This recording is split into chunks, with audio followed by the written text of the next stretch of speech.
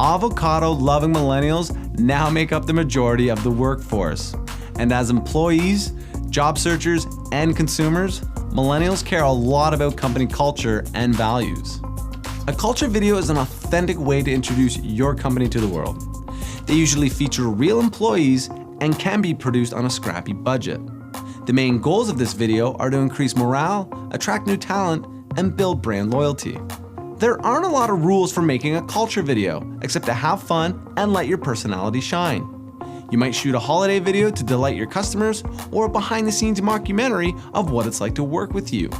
You can use interviews, event footage, or go for a fully scripted short film, as long as it's about personality.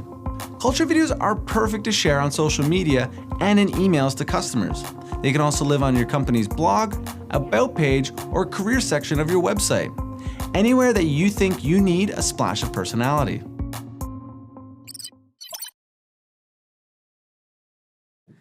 Hey there, I'm Blake Smith, the creative director here at Vidyard, and this here is Matthew King, the video production manager at Vidyard. So now that you've learned about what a culture video is, we felt it's a good idea to show you an example of a culture video and do a quick breakdown of that. So the video that we want to look at today is a culture video by the Plasticity team introducing us and you to their Chief Happiness Officer, Jim Moss.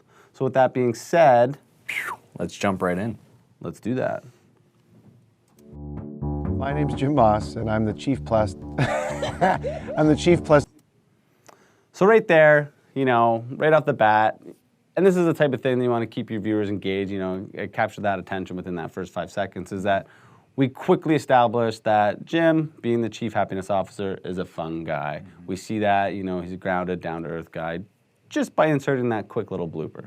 Absolutely. I think it's a great way to kind of, cut the, what could be kind of this wall between individuals down by making things accidentally too formal, right? We never want things to be too formal when it comes to culture videos, things like that. You want to show off who you are as people. So it's a great way to start things off for sure. And it's very natural, so, yeah.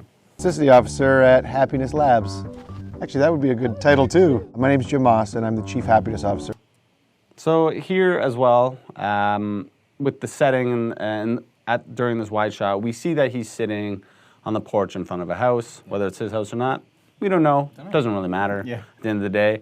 But I feel also what this captures too is that sense of comfort, that sense of leisure, the fact that he's that everyday individual like you or I or the viewers watching this, that this is what he likes to do. He's in casual wearing clothing, even just how he's sitting, just knees up, arms resting on his knees. It just captures this sense of comfort. That's right. It's very welcoming. The body language has everything to do with that, right? And like you said, the background plays really well into that, being that it's not necessarily in an office space, which has a very formal kind of look to it. This is, like you mentioned, at their home, which just kind of sets the tone as like, welcome home, get to know me at my most relaxed kind of thing. So it's kind of cool. We're at Plasticity Labs. I think I've got it, which is odd because I feel kind of young to have achieved it. I almost want to put it off into the future, but as a kid, I probably wouldn't have defined it as this. So you mentioned when watching this that you noticed a little something on the screen here. Yes, so this is something to point out, and it's just one of those minor things that is part of kind of the mental checklist is, are there any production materials or pieces of equipment in the frame at any point in time? You ideally want to avoid that as much as you can. It shouldn't generally happen. So this is just one kind of thing to know. This is obviously a very casual, light, quick and dirty style video production. However, in this wide shot, you can see the microphone pack and the microphone cord. It's not the biggest deal ever, but again, we just don't want to. We don't want to ideally see that kind of stuff. So probably just one of those things that the camera operator or person asking the question couldn't see. So just a little bit of a tuck behind that individual would have just dealt with that nicely. So just something to note out is we don't want to see any of the production equipment in the shot. But as an adult, knowing what I really want to do, I think this is it. Chief Happiness Officer. Secret power, I think. So what we're seeing right here is which is known in the industry as a J-cut. So what we're seeing here is a graphic showing the question that they're going to be asking Jim. but as the question's being shown, we're getting overlap of the audio from the next shot. So what that really does help with is help stitch the two together. And as you were kind of talking about, it also kind of avoids that lull when just showing the graphic and the video itself in between. Yeah, you don't want them to kind of be separate sometimes, and it's a great way to just make kind of standard text have a bit more flow and connectivity to the video piece overall by having that sound up kind of come in while the text is still on screen. So yeah, it's a great method. Is empathy, which is good and bad.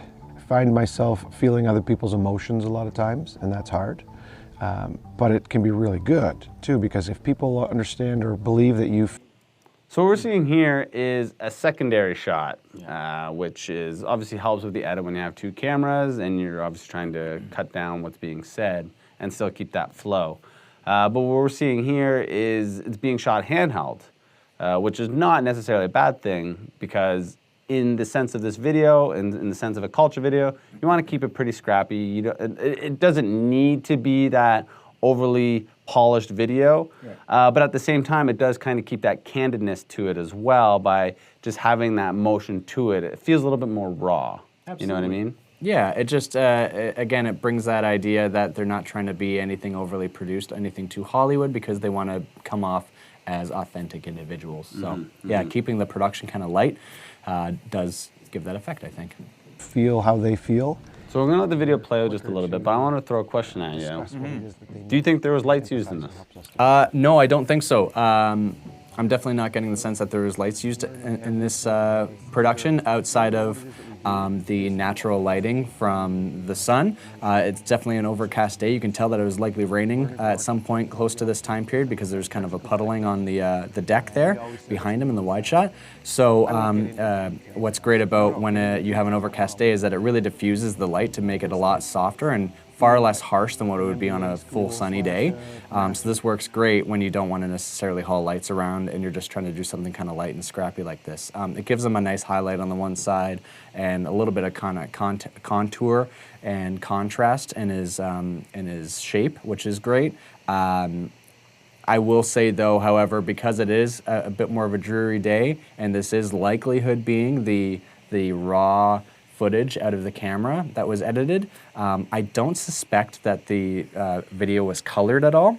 I'm a big fan of coloring whatever comes out of the camera. That's kind of one of the steps of editing. It doesn't usually have to take a very long time at all, but it's often just a really nice polishing step that you can do. So when I'm looking at him, he's got some great green on his shirt. There's some green in the background. There's the earth tones from the stone behind him. All those can pop with just a little boost of saturation. His skin tone can come out a little bit more, and just making it just a little bit more brighter would, I think, to help the overall feeling of this piece, which is pretty light and happy. So just kind of brightening up the colors, adding a bit of saturation, I think would really help this video a lot. So otherwise, it's a great video. Yeah, and while you were talking there, I paused the video because I did want to mention, I wanted to talk on the music used in this video. The music used in this video it's cheery, it has a little hop to it, but it's nothing overbearing, it's nothing too powerful, it's not super high energy or powerful where it's strong drums or very intense. So it actually fits very well because it has that, like I said, has that quirkiness to it that obviously relates to this content because, again, it's a culture video. It's meant to be fun, and it just gels very well, and it doesn't overpower his talk track throughout this piece. Yeah, it's music can be used to really kind of fuel the emotion of a scene, or it can just be used to kind of fill in a bit of that gap and not be overly offensive, you know? And that's what this music piece is doing. It's just kind of like reinforcing the mood without, you know, trying to take the lead, because after all, he's the lead in this and his message is the most important part. Positive psychology school / learning masters of something every day. And I feel like that's not going to go away, which is really, really my favorite part. Is that it? That's awesome. Yeah. That was easy. Those are great questions. So lastly, I think it ends on a very good note because it again kind of gives that behind the scenes aspect of it, of it's not him answering these questions, it's him now talking to the camera operator or camera operators by talking to them directly. And it also circles back to what we saw at the very beginning, is that fun, lighthearted side of Jim, which goes hand in hand with, again, him being the chief happiness officer. That's right. It's a very good bookend, like you said. You're kind of starting off with a candid moment, ending with a candid moment, and we finish off with the last frame of him kind of being in this cannonball pose, which is probably not a bad idea given the fact that there's likely a puddle in front of him from that recent rainfall that they had. So again, just showing off that he's a fun guy. So now that we've seen an example of a culture video, I'd say the takeaways from this is that, one, you don't need to overthink it. I think when it comes to the actual production of it, it doesn't need to be a polished piece. There is some flexibility there where you can, be a little bit more scrappy, because at the end of the day, it's appreciated to see that genuine aspect of it, that have that little bit of raw or realness to it. And I think the last thing to take away from this is to have fun with it. Don't take yourselves too seriously. Culture videos generally tend to have that happiness or fun tone to it, because at the end of the day, this is for people who are either looking to hire or just show what your company is, and you don't really want to show people that your company is a not fun company. Who wants to work or associate with a not so fun company, am I right?